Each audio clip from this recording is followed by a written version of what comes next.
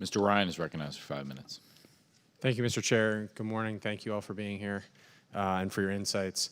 I wanted to build on some of your, to start building on some of your written testimony, Mr. Wang. You talked about data as the ammunition in AI warfare. You talked about what some of our adversaries, particularly China, are doing. And then you were, and I appreciate it, candid about areas where we need to improve. Can you talk about, based on your specific experience in your companies working with DoD, who is doing relatively better? What are the lessons we can learn in terms of, and also if you could talk a little bit about CDAO and how you see that intersecting here, so that we can recognize the imperative around wrapping our arms around our data better? Certainly. So the groups that we work with, by nature of us generally working with the more forward-leaning groups within the DoD, are forward-looking. They're extremely innovative, and they've incredible in terms of taking on this technology as a key part of their go-forward strategy and building impressive capabilities. So, we've worked with many of the early programs in the DoD for use of AI, and by and large, I've been incredibly impressed.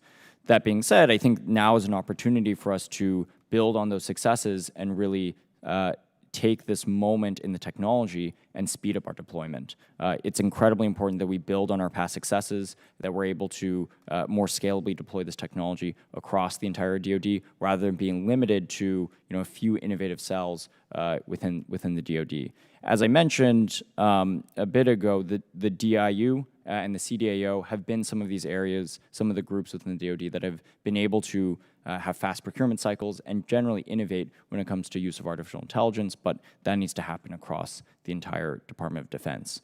Lastly, just on the CDAO, I think they've done, it's a recently established organization, but they've done a good job of pushing forward and building, pushing forward the topic of data labeling and the central data repository for the DoD. And now I think we need to ensure that actually happens in terms of collecting this 22 terabytes of data that are being generated every day. Thank you. And just to build on that and bring in anyone else who wants to add here,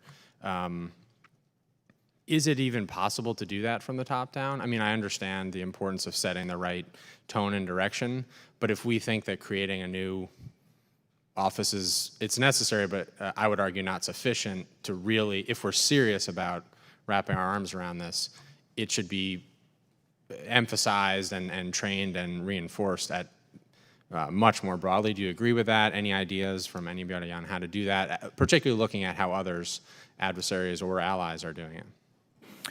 A combination of top-down and bottoms-up is necessary here, because the individuals who are making the decisions of when they get a new hard drive off of a military platform and they need to make the decision of what they're going to do with that hard drive, we need all the way down to that individual to understand that hard drive is full of data that will fuel the future of American military leadership. And so they need to understand that as viscerally as we do from a top-down perspective within the CDAO or within this conversation. So it requires a whole of DoD approach to be able to properly achieve this outcome. Congressman, the one thing I would add is that as we tackle these difficult challenges, and they are legion, that just from a mentality standpoint, I would encourage Congress and the U.S. government to approach these as challenges that have to be managed, not solved. If we make the perfect the enemy of the good, if we try to find the exquisite solution, we will so delay ourselves as that we will miss the opportunity. And that's one of the kind of key narratives that I'm really trying to emphasize, is that we really do have a meaningful strategic opportunity. And these guardrails and everything, they matter, they really do. But as we approach these things, seizing the opportunity, I think, is probably one. And then doing it well and carefully is a part of that. But it cannot be the goal by which we have to leap over before we begin. I appreciate and agree. Just very briefly, Dr. Mudian and anyone else, particularly talking, you hit on it all a little bit, but we're talking about DoD, but how, your sense of in the research realm, academic realm, how are we doing there? What can we do better? I think I could guess, but.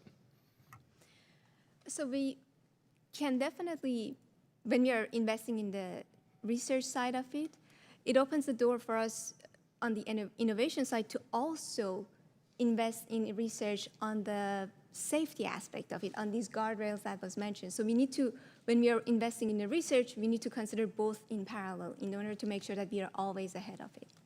Thank you. Yield back, Mr. Chair.